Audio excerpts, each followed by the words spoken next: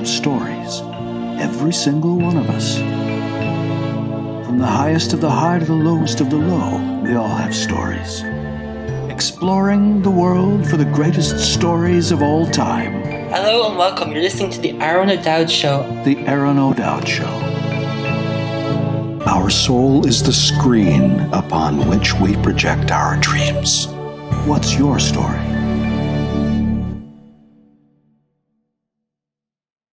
Hello and welcome on today's episode of the amazing Aron O'Dowd Show. We have an artist who has spent a creative mind in art, music, comedy, design, and his name is Cameron John Robbins. Wow, this guy is a genius and a creative mind. Hello, welcome to the show. Cameron, how are you doing? I'm doing well. Thank you for that exceedingly enthusiastic introduction. For those watching, Aron and I are friends, and so he's taking the opportunity to puff me up a bit, maybe. Definitely, we all have to be puffed somewhere, somehow, you know? Yeah. Tell us about where and when did you discover your creativity? Oh boy, that's the best I've ever been able to come up with is to say that I've always been an artist. It's never really been a question of if I would pursue this. It's only been a question of what expression I would choose and how to make that work. So as you said in your introduction, I've dabbled in all sorts of things from, visual art to acting to music to writing. And I still dip my toe into some of those things from time to time. But I did at one point decide that I had to let a lot of them go for the sake of progress. But yeah, I've just always been an artist. In fact, one of the earliest drawings I remember is a crayon drawing of, I must have made it when I was, 9 or 10. It was a drawing of Superman, but he was shaped like me. So, skinny kid, big head, but in the Superman suit. And yeah, it's just always been, I've always gotten visions. I've always gotten ideas. I don't know what it's like to not have that experience. What is that experience? And it's another really difficult question. It's especially difficult to have these kinds of conversations without immediately employing spiritual or religious or theological vocabulary, because it's like when I'm engaged in the creative process, like, first of all, okay, where do ideas come from and how do they find us? I don't know.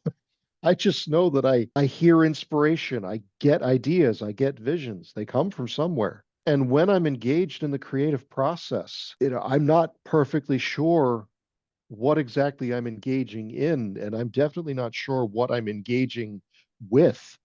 Who or what is the counterparty in this equation? We can call it God, we can call it the universal mind, we can try to articulate it in all sorts of ways, but the fact remains that the creative process is kind of exploring the fringes of conceptual reality, and we may not even have language to describe what we're discovering at those fringes. It's like I can see it, I feel something, I perceive something, I recognize that something is happening, but it's like I might even just confuse things if I tried to describe it in language. So the closest we can get is music or an image or a shape, or we're just fumbling in the dark, trying to describe this space that we're exploring. Does that make any sense? No, it makes complete sense. And then rumbling in that darkness, is there frustration trying to hit those blocks and creativity at the same time? Oh, sure, sure. In fact, a lot of what I do, or a lot of the creative process of making a painting or a sculpture, it involves hours of just sitting and looking at it. There's a dialogue going on. Think of it this way. A photograph and a painting may have a lot of things in common as a final product, but as a process, they're radically different. A photographer may, become an expert at using the equipment. They may skillfully aim the camera and frame a scene very creatively, very artistically, and they can do all sorts of things in post-production to manipulate the photograph and emphasize this and de-emphasize that and do a lot of artful things. But at the end of the day, a photograph is still an arbitrary mechanical record of whatever was in front of the camera. when they snapped the picture. By contrast, a painting is more like 100,000 decisions. It's a record of the artist's presence and movement through space. Because to put a mark on the canvas in the top right corner, I have to be standing in front of the canvas and lift my arm to the top right corner and make a mark. And each mark is like that. And so it's this iterative process of starting with a vision, planning a mark, making a mark, evaluating the mark in relation to the vision, planning the next mark, executing the next mark, repeat process 100,000 times. And that's how you get a painting. Whether it's representational or abstract, it's still that process. And that makes it distinctly different. And as an artist, you don't know what's going to come out. So do you feel it's a meditation in some way? Sure. There are a lot of what we call happy accidents. Like maybe you've got an old brush and the bristles aren't holding their shape as well as you'd like them to. And you make a mark and you intended the mark to look a certain way, but because the brush is old and scruffy, it makes a different mark from what you intended. And now you've got something unexpected to deal with. Do I call it a problem and try to fix it? Or do I look at it for what it is and ask myself, did it actually do something better than I intended? Maybe I should leave it, you know. And a lot of those things happen. And, the sitting and staring at the work in progress is where a lot of that dialogue happens. Maybe you had a twitch, or maybe you got distracted, or maybe your mood interfered with your energy at the time you were working, and now you've created something. You've moved the ball down the field a little bit in a way that even surprises you. And you're now confronted with this. I don't even want to call it a dilemma because it's something that exists. And now you have to decide how to feel about it, what to do with it, evaluate it in relation to the direction you were going. Or maybe it suggests a new direction that is better than the original vision. And so that's why we call it happy accidents. And so it really is a dialogue between the artist and the piece that's being created. Where is that dialogue happening? You and the brush, or something more spiritual or divine coming through you? I'd have to say it's a more spiritual, internal thing, a lot like conversations we have with people, but only in our heads. Just reviewing a conversation you have had or one that you're going to have with somebody. And like, you could have a full blown discussion, a full blown argument with this person in your head. Never actually happened. And then you go meet them and you're all primed to recreate that argument in your head. And they look at you like, "Oh, what are you talking about? This never happened." And you're having an argument with the version of them that lives in your head as opposed to the person who actually exists externally. And so that may be the reason why I've heard it suggested that, well, in my case as a portrait painter, that the portrait painter only ever really paints themselves with someone else's face. And I would have to admit that there's probably a lot of truth to that, because I'm the one executing the painting. I'm the one making that series of 100,000 decisions. I'm making a representation of another person, and there are aspects of that person as they've impressed me that I may want to amplify or minimize or de-emphasize. But that's all a conversation happening in my head. I mean, my clients will give me feedback during the process because I give them regular updates on the progress of their portrait, and they see different things than I do. And that's a really curious exercise to go through, because once someone sees a painting, that's the way they see it. I had an occasion not too long ago where I did a portrait of a husband and wife, and I executed the painting from the reference materials as faithfully as I could, made sure to get everything in the right place. And that's actually, for any artist listening, that's most of the game. Just get details in the right place and the likeness takes care of itself. So a lot of it is just technical execution, get the math right, get the detail in the right place, and a lot of the work is done for you. But I showed them the painting, I felt like it was at a good stopping point. I could call it finished. And immediately she thought that she looked 20 pounds overweight. And that really hit hard for her because she is sensitive about her weight and her appearance. And she has spent many years trying to be very careful about how she eats and her exercise. And so seeing herself in that way in her mind made her uncomfortable. Now, it would have been useless and counterproductive for me to try to argue her out of seeing what she saw. I do not see her that way. I did not see her that way. I do not see her that way. I do not see the representation of her in the portrait in that way. But I'm not the one who's going to have to live with the portrait. They are. And so I want them to have the best experience possible when living with this thing that will last for centuries, because oil paintings are like that. So we talked back and forth, and she made, suggested certain alterations. And so I made the alterations. Now, the reality is that the alterations, the cosmetic surgery, if you will, that I did, I only shaved off like millimeters. I just moved the background in by millimeters in a couple places and tapered it down to about, it's centered around a skirt. She felt that the skirt made her look too big. Well, up towards her waist and her hips, I only shaved off like a couple millimeters of the skirt. And down toward the bottom, I shaved off about an inch on either side by bringing in the background to fill in those spaces. And that did the trick. It solved the whole problem for her. And so in a measurable kind of architectural way, I didn't alter her frame in the slightest, but I did alter her perception. And it made it something that she was now delighted with and happy to live with, which was the objective. How we see and how we believe and how we dream are three different components. But I wonder, Mhm. as an artist, is that experience and that journey lonely, where you have to, paint hours upon hours in, let's just say, a meditative state to deliver the painting that someone can be very ecstatic about?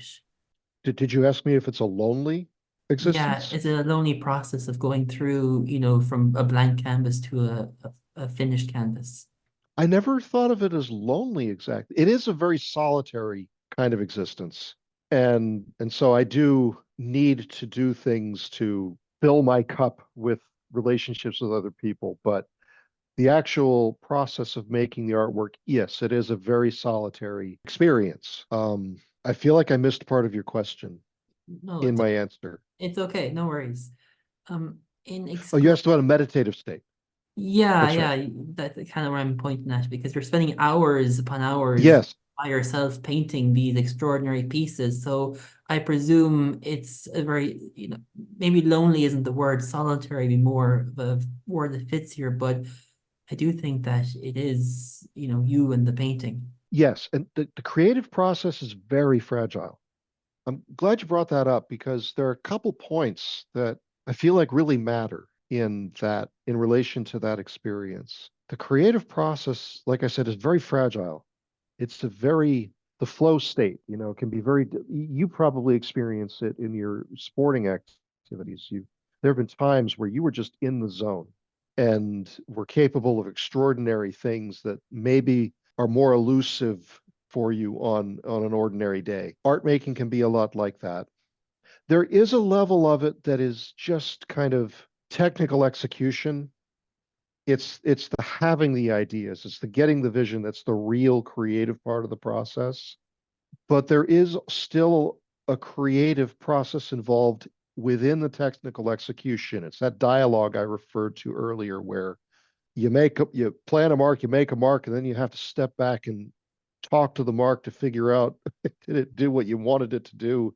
Is it moving you closer to the vision you intend, or is it moving you further away? Is it hinting at a better direction? You have to have that dialogue, and that's part of the creative process. And that is kind of a meditative state. But there's also a very strong emotional dimension to it. I have this funny theory. So we know about things like uranium and plutonium, these elements that give off toxic radiation, and it's just built in. right? You can't see it, you can't smell it, you can't exactly feel it, but they're poisoning everything around them with this radiation. Why should we assume that toxic radiation is the only kind of radiation that exists? So I have this kind of esoteric idea that whatever mood I'm in, whatever energy I'm operating from when I'm making a painting gets stuck to the painting. And like radiation, people who see that painting will feel the radiation ever after. And if that's true, it makes me want to be very careful about my emotional state when I'm working, to be very conscious of how I'm feeling while I'm working. It's like I try to avoid working on work for other people when I'm in a rotten mood, or if I'm having a moment where I'm not liking them very much, don't work on the painting because that'll get stuck to it, and I don't want that for them. So it's a very sensitive and fragile state. Yeah, and your energy becomes part of the painting, and I presume that's a very careful process to make sure that it's presented in a way because you're the painter, you know. Yeah, at the end of the day, when I'm creating a painting, I'm creating a work that is going to live in someone else's environment. And so, like with my client described just a few minutes ago, it doesn't matter how I see her. It doesn't matter if architecturally, mathematically, I got every detail in the right place in depicting her. What matters is the emotional experience that she has when living with the portrait. That's something that I've come to realize or believe in. So that when artists create works, whether it's drawings, paintings, sculptures, pottery, whatever, doesn't matter. The object is not the product we sell. What we are selling are feelings and experiences, and the objects are merely the delivery vehicles for feelings and experiences. So the paintings and sculptures are just lorries, because when someone chooses something to introduce into their lives, whether it's, choosing an outfit, rearranging the furniture, picking a color for the walls, all the way down to adding the knickknacks and the paintings and the bits and bobs that finish the design of a room, everyone is engaging in the same thing. And what we're doing is trying to create an environment that serves the purpose we want to engage in that space and helps us feel the way we want to feel. It delivers the experiences we want to have in that space. And so I think that that's really all that design is. It makes it so that everybody's engaged in design decisions all day, every day, whether you think of yourself as an artist or not.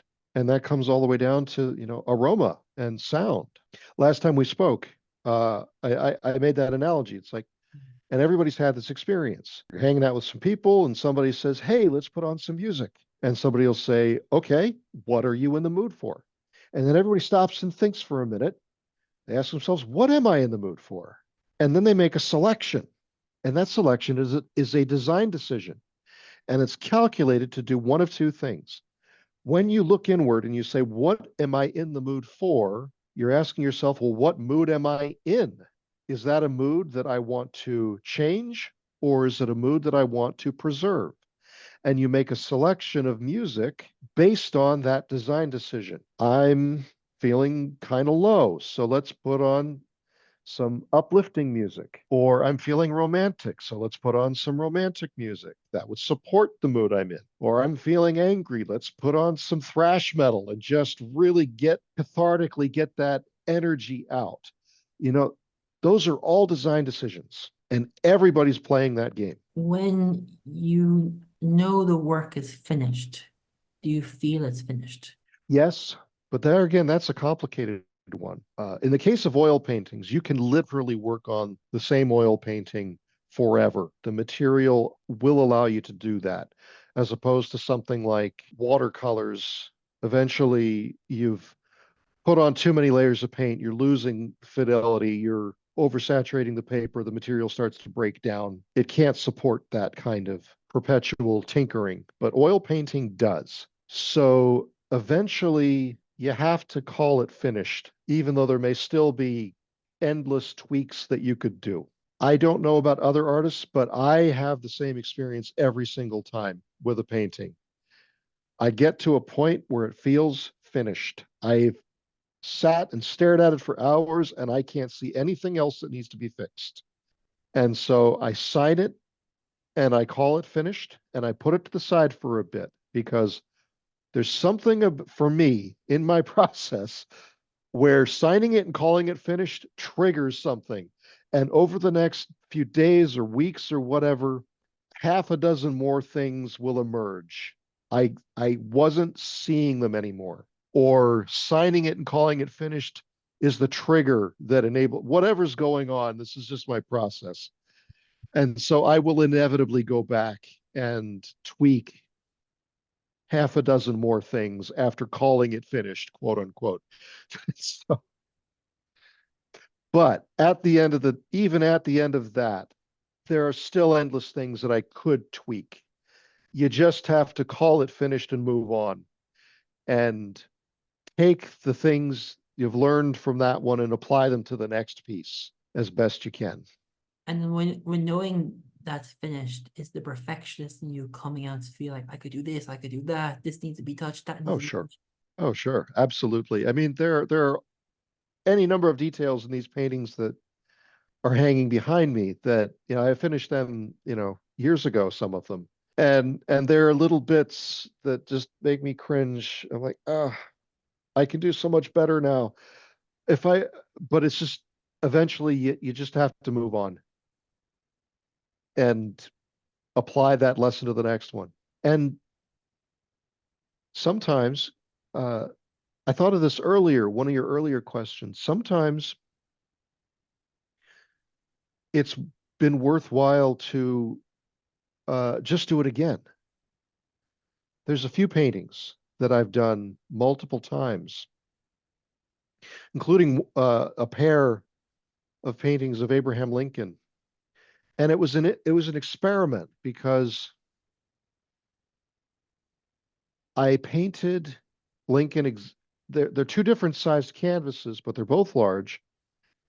And I painted Lincoln in both exactly the same size, and I used exactly the same reference material both times. But I painted them several years apart from each other. And I did it partly as an experiment because it's a lot like as a swimmer. You are a swimmer, right? Yeah, I know where you're going, but continue. Yeah, the old thing about you can never step into the same river twice because it's always moving. Mhm. It was an experiment in that idea. So it's like, what if I paint the very same painting exactly the same way and do it twice? How will they differ? Same reference material, same artist. I did that with this painting of Jefferson as well. I wasn't the same, and I didn't see the reference materials the same. Mostly I did. It's like 90%, 98%, who knows? Got all the details in the right place, but the emotional component of the creative process, I was different. I saw through a different emotional lens, if you will, like that river. It's just as the artist, in a way, I was the river. And so if you put the two paintings next to each other, I think most people will be able to see that one, they were painted by the same person from the same references.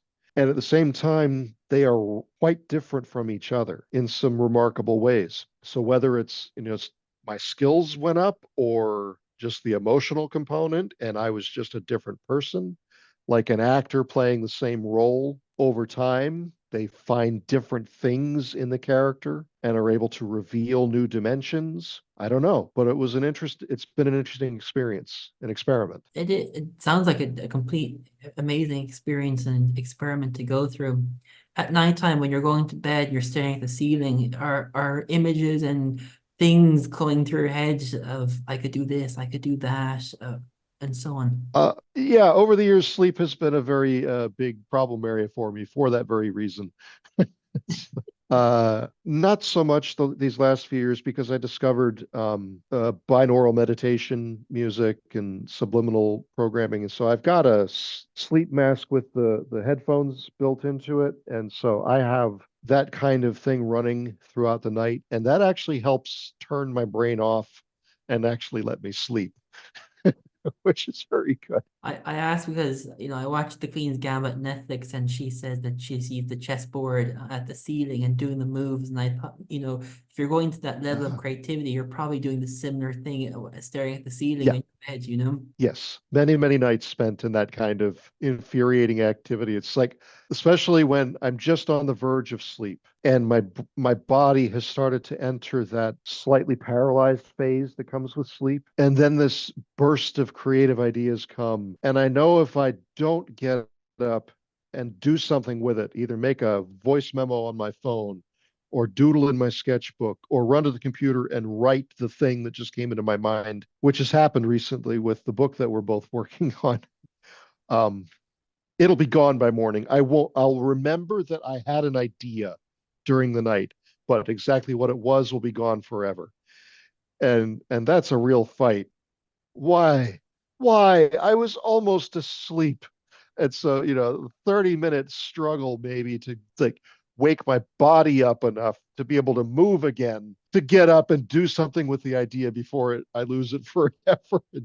And I've lost, I don't know how many ideas that way, because I said, you know what? Heck with it. I don't care. I want to sleep.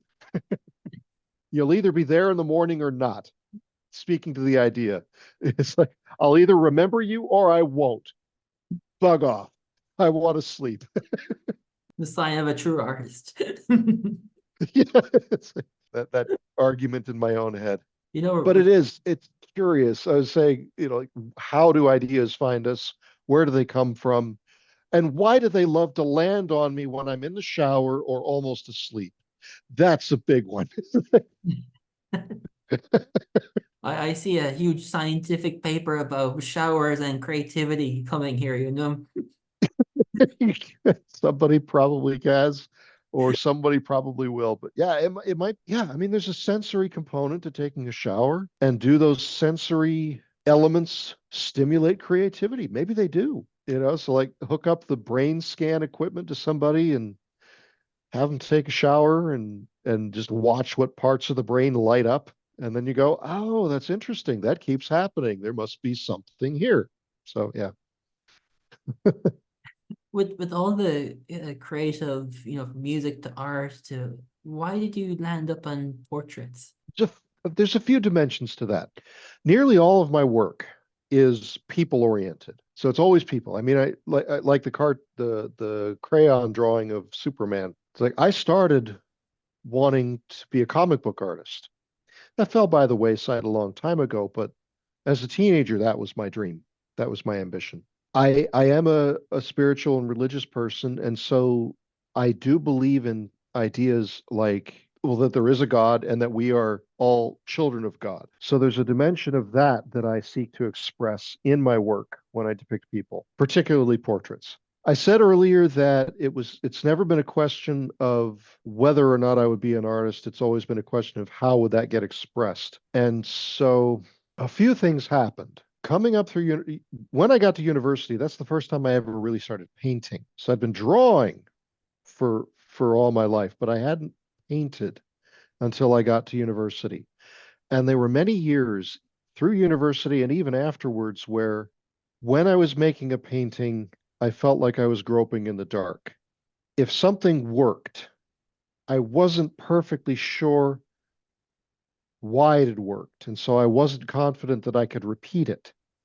If something didn't work, I wasn't sure what had gone wrong, so I wasn't sure I could avoid it in the future. And every time I finished a painting during that phase, I picked up a canvas to start the next one, there was this moment of confusion, or I'm standing in front of the blank white canvas saying, so how do I do this now? What am I doing here? Just kind of dumbfounded. Toward the end of that phase, I painted a portrait of my father. Now, my father was a naval officer. And most boys, most children, I think, look at their father as a hero, or at least they want to. I mean, I know not all fathers are wonderful, and so at the very least, the child wishes they could look at their father as a hero. But every child has this impulse, I think. And so I painted a portrait of my father in his dress Navy uniform. And more things worked in that painting. It was a real breakthrough, technically, for me. I was still kind of groping in the dark a bit, but I had an agent at that time, and it impressed my agent sufficiently to where he said, "Whoa, you're onto something here." Up to that point, we'd been talking about all sorts, various different kinds of paintings, sculptures. I had all these interests. And my agent was kind of left trying to figure out what to do with me. It's like, okay, so which one do you want to do? Or which one do you want to lead with? And so that goes back to our earlier part of the conversation where I said I just had to let a lot of things go because I was playing in too many sandboxes. I wasn't becoming good enough at any one of the things fast enough to make a serious go of being a professional. So when I did this portrait of my father, I injected the hero thing, even the superhero thing from the comic book background, and the religious dimension, the child of God thing, and it really sparked something. Something happened. And so with my agent's encouragement, I started doing more portrait paintings. Because previously I was bouncing back and forth. I'll do some history paintings or religious paintings or abstract or, I was just all over the place, following whatever impulse I had. So when I disciplined myself to do just portrait paintings, I ended up making roughly the same type of painting over and over and over again. What that did for me was it cracked the code. It reduced the variables to where I suddenly saw what was working and what wasn't, and how I was getting to both places. Those problems were getting camouflaged by an over diversity of subject matter, playing with too many ideas. So getting really zeroed in on portrait paintings and even a particular kind of portrait painting, like I said, like a scientific experiment, it reduced the variables and suddenly I cracked the code. And now I'm able to do exactly what I intend and know exactly how I got there and avoid the problems because I know exactly when and how they occur. And it just created this breakthrough for me. I was no longer groping in the dark with painting. And so that dimension of it has given me a great fondness for portrait painting. But because of my faith, believing that people are children of God, part of what I'm very deliberately trying to express in my portrait paintings is a vision of that. So when I paint a portrait of someone, I'm striving for more than just a likeness. I'm trying to crystallize an inspiring vision of the ultimate version of them. Because again, this is something they're going to bring into their life. They're the one who's going to live with it, not me. And so if I can create an inspiring avatar of this elevated or intensified version of themselves that captures a vision of them at their most noble, their most generous, their most capable, their most confident, all the best attributes. And if they live with that on a daily basis, my belief, my hope is that that portrait will help them to start embodying those qualities, to start acting them out, so that on the days where they may be struggling and, a little bit of imposter syndrome, a little bit of self-doubt, loss of confidence, whatever, they can see that portrait painting and say, oh yeah, that's the version of me I'm striving for. That's what I'm still capable of. And so it's kind of a religious mission that I'm on with my portrait painting. I'm trying to help people grow into these exalted versions of themselves. When you when you did the portrait of your dad in the Navy suit, that kind of give you confidence to say, I have this and this is who I am, and I don't have to longer grope in the dark to have the lack of confidence, now the confidence to paint. It did give me a lot of confidence because I knew I'd done something well. I knew that I'd gotten it mostly right. And then, my dad's reaction to it, everybody's reaction to it, including my agent at the time, whose opinion I held in very, very high regard. That was tremendously encouraging and empowering. So yeah, that was that particular portrait was a tremendous breakthrough on multiple dimensions. And it probably set the course of your career to achieve what you now achieve. It really did in a lot of ways, yes. Because yeah, it's not just a portrait. It's a very particular kind of portrait. The traditional kind of 19th century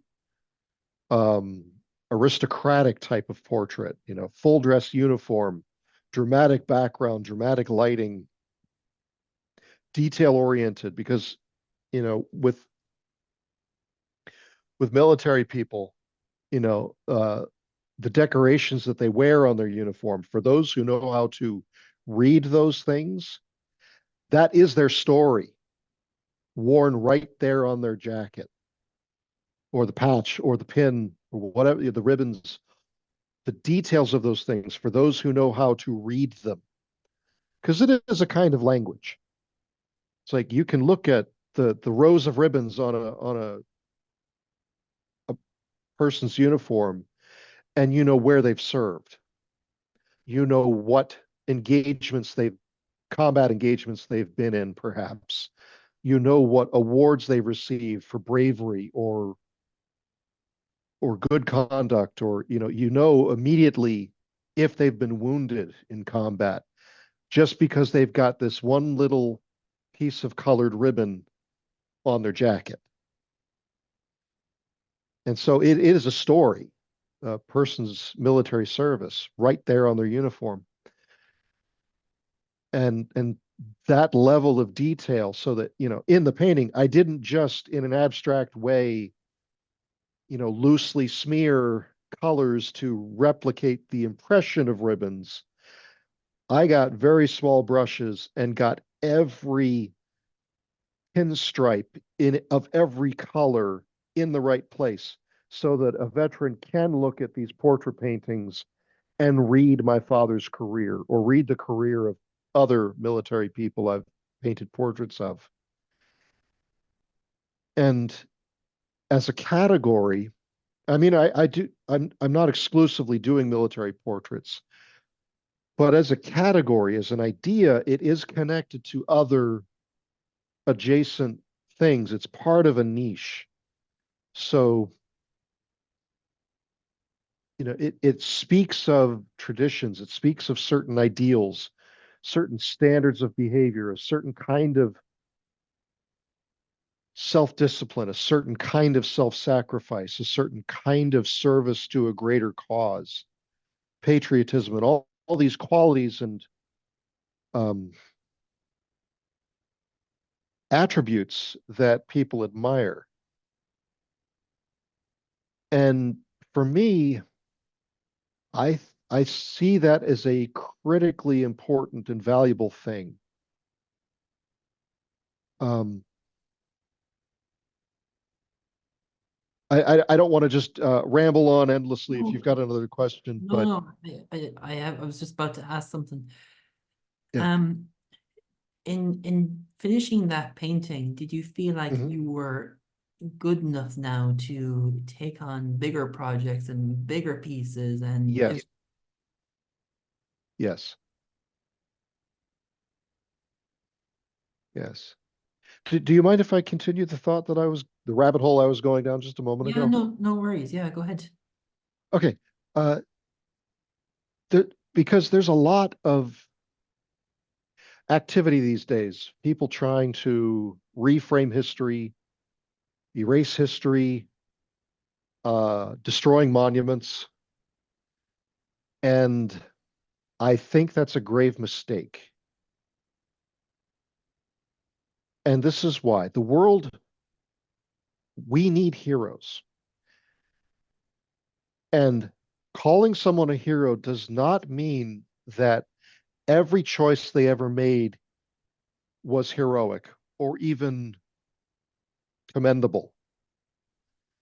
It's very complicated for someone to be a hero, especially if they are called a hero in their own lifetime, like someone like Winston Churchill was. That's a very complicated thing. Everyone has moments where they've fallen down and made mistakes that they themselves would call mistakes in hindsight. And certainly others will find things to criticize. It's like if you go looking, you will always find something to criticize in anybody you look at, including yourself. So, but we need heroes because we need examples of what humans are capable of. We need examples of things to strive for. We need to call it out when someone acts out these attributes that are the best of what it is to be a human being. Even if that's the only moment in their entire life where they managed it. Even if what they did only lasted for a couple of hours or even a few minutes, we need to call that out, to memorialize it. Because when we create monuments, we create something that demands an explanation. I brought up Churchill deliberately because a few years ago, during some of these protests, one of his large statues of Churchill in London was defaced and torn down, and protesters calling for its permanent removal. And I think that's a grave mistake. And that's not because I agree with everything Churchill ever thought or said or did. But by having that statue there, it demands an explanation. Why that thing and why right there? Who was that? What does this mean? It triggers investigation. And you will find things that you disagree with and dislike. Well, it's also a valuable reminder of things that we shouldn't do again. So whether or not somebody is offended is up to them. But it's worth it to keep the monuments of past historical decisions of people who were once regarded as heroes because it demands investigation. It confronts us. It forces us to ask questions. That's why this is going to be an extreme position, perhaps. But at the end of World War II, there was a lot of effort to denazify Europe, and particularly Germany, tear down all the monuments, get rid of all the symbolism. And I completely understand the motivation behind it. There was a lot of death and destruction connected with those symbols, those ideas, and the way that they got acted out. Completely understand the impulse to try to erase all of that. The difficulty is erasing the monuments didn't change people's minds. The people who thought those things for a reason. And there are still people in the world who think in those ways and feel in those ways and believe what they believe for a reason, rightly or wrongly. Everyone believes what they believe for a reason. And that's a very difficult thing to navigate and to confront. By removing all those reminders of the past mistakes, we've removed the reminders of past mistakes. We're not confronted as forcefully with opportunities to say, ooh, let's not do that again. It's allowed it to sleep a little bit under the surface and not go away the way it should have, perhaps. So even monuments and markers and reminders of things that were abhorrent have value and I think ought to be preserved for that value. It's like if all it does is disturb people and remind us of things we don't want to do again, that has tremendous value. Does that make sense at all? Yeah, no, that makes complete sense. I get it 100%. Um, who is your hero? I have a list of heroes. um, Part of my portrait painting journey goes back to the book Think and Grow Rich by Napoleon Hill. And if you've gone through that book, you know there's a chapter in it where he talks about his imaginary board of directors. And so he had people on it like Abraham Lincoln and George Washington and Mahatma Gandhi and Thomas Edison. And that was his board of directors. And when he had a dilemma, he would imagine being in this boardroom with his heroes and hashing out the dilemma with them and getting their feedback, the advice of people whom he admired. Well, I reread that book around, I think around the time that I painted this breakthrough portrait of my father. And so I was encouraged by my agent and the success that I'd achieved with that portrait to paint more portraits. And so my mind was reaching out, like, okay, who am I going to paint portraits of? And I just reread Think and Grow Rich, and I suddenly, light bulb appeared over my head, and I said, well, I'm an artist. Why don't I paint portraits of my imaginary board of directors? And so that's what I started doing. And, I did George Washington. I've got Thomas Jefferson and Benjamin Franklin here. I've done Abraham Lincoln, Mahatma Gandhi, Martin Luther King. That is actually the vehicle behind my collection of portraits of historical people. It's like, who do I want a portrait of? Who do I want on my imaginary board of directors? And so, yeah, that's what's behind all those for the most part. I wonder, does your board change every couple of years, or are they the head people in your board? Oh, sure. Like the river analogy, people are going to change position on the board. Maybe some are, emeritus members and I'll bring in somebody new or whatever. I mean, because the world is still creating heroes, like there's a list of people on my to-do list for historical portraits. They're all going to be members of my board of directors. I just haven't gotten to them yet, And there are also people on the list who are just fascinating to me in one way or another. Like I have Queen Elizabeth. I've painted a portrait of Queen Elizabeth II. I've got another one that's nearly finished because which may sound strange from an American. But I regard her as a fascinating person, a remarkable person, navigating an extremely difficult position in the world and doing it with such sensitivity, intelligence, and grace.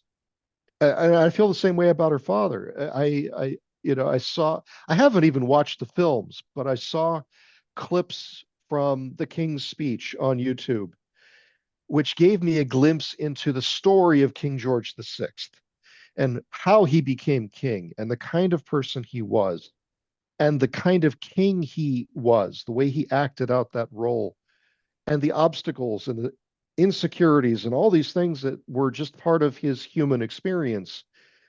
And I thought, good grief, that is one impressive, admirable human being. So whatever somebody might feel about the institution of monarchy, fair enough. Fine. I can have that conversation, no problem. But as individuals having a human experience, going through their unique, extraordinary circumstances, I find those two people just remarkable and admirable. And so I painted their portraits. Because in a way, when I paint portraits, like it's all an homage to the best in people. And that's what I'm striving to capture. Brilliance that they bring to the world through their abilities, so it makes them superhero. Cameron, Yes. what is your super human ability that you bring, or your unique superpower? I don't know. Am I the right person to even answer that question? You are painting people of that caliber, so there must be something there. I don't know. I mean, yeah, am I the person who ought to say that about myself? I don't know. I don't know what it's like to be anybody else. I could certainly be accused of having delusions of grandeur. Let's put it that way. Uh, my former agent is still one of my best friends, and we have a phrase between the two of us that we use frequently because we have these extensive conversations about changing the world and saving the world and these grand visions for art and culture, because he's also an artist in his own right and in his own way. And we go through these grand visions and megalomaniacal ideas, and we stop and turn to each other and say, is that over the top? I can never tell. And so whether or not I'm arrogant or egotistical or have delusions of grandeur is perhaps a matter of perspective. I'm just striving for the best version of myself as well. And I'm striving to act out the best manifestations of that I can manage on a daily basis. I certainly fail consistently, but that's not the point as far as I can tell. The point is in the striving. The point is in the trying again. Achieving perfection may not be something that is possible for us in this life. We may bump into it from time to time, that flow state, and you just nailed it. Whatever you were doing, you achieved perfection in that dimension, in that moment. So we may bump into shades of perfection from time to time, but it's doubtful that we'll ever achieve that as a permanent state in our lifetimes. I don't think that's the point. If I may be forgiven for putting it in religious terms, I like to think of it this way: God is God and has nothing left to prove. We are the ones who need God-like practice. Part of what we're doing here in this life, part of the reason we have ethics and morals and divine commandments and all these, however you phrase it, these standards or ideals to strive for, these visions of what can be, in my mind, in a sense, it's God saying, look, all right, this is how I behave. These are my values. These are the things that I consider the most important.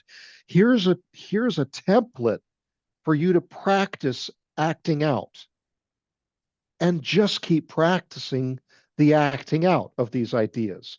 You're going to fail because you don't completely understand what you're doing. You don't completely understand why I do. If speaking as if God's saying, you don't understand why I do that. You don't understand why that matters to me so much yet.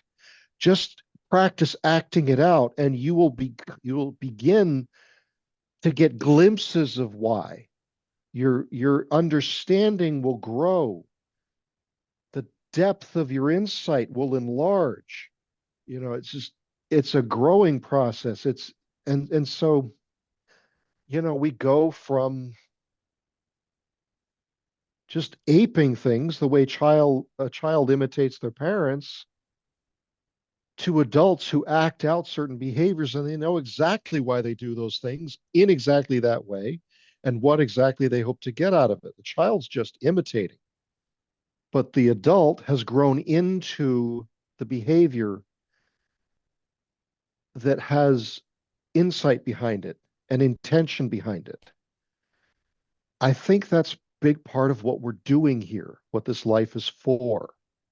It's that fumbling around with imperfect sight, imperfect understanding, imperfect execution. It's all in the repetition of the acting out. Just keep starting again. Yeah, I get that 100%. We're here to do something, we don't know what it is, and something will Right. happen eventually. Cameron, is there a piece of work that you would love to paint or do outside of the historical and the influencers of our time? Oh, I've got a whole to-do list on that side as well. Okay. Um, I'll tell you a couple. I've got this over the top, utterly mad, oversized luxury chess set that I've been desperate to create for something like 25 years. That is one of my dream projects. I'm currently working on the concept artwork for that so that I can put together a pitch deck video and start showing it to people in the hopes of getting investors to make it possible for me to do that project. But I'll tell you, it's funny. There's one dream project I have that's a complete, I don't even know how to finish that thought. I am a Christian. I'm not a Catholic, but painting large scale stations of the cross for a Catholic chapel or cathedral, working with that subject matter, working out that incremental narrative within the physical constraints that that would impose. It's like, the space for each station of the cross, it's only this big. So the canvas can only be this big, this shape, deal with it. I love the idea of working within those constraints on that subject matter for a space like that, that the narrative element, the religious element, the spiritual element, and the physical, the artistic constraints of that's a dream project for me. I don't know if I'll ever get to do that because I don't know if they're still building large cathedrals that are even looking for that kind of work. But yeah, all the Stations of the Cross plus the altarpieces, like, yeah, dream project. I would just be over the moon to do that one. Cameron, where can we find you, or people find more about your work and what you do? My work is, you can see my work on gentartist.com, and that's the majority of where my work is. There's also the gentlemanartistcollections.com, which is dedicated to the chess set I mentioned just a moment ago. That's kind of a landing page uh, just for that project. That's still a work in progress, but gentartist.com is my main page for all of my work.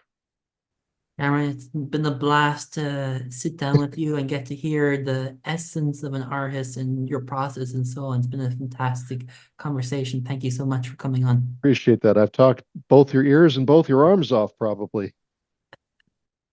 No, no. So thank you for having me on, Aron. You're a remarkable example of what people say about good listeners. Those who can get somebody else talking are regarded in the highest regard. It's like, oh, what a brilliant conversationalist. And you actually said very little, but you kept giving me the cues to just let me run off at the mouth and feel validated and feel special. And so that is a remarkable gift too, because a lot of people, well, everyone needs to be attended to.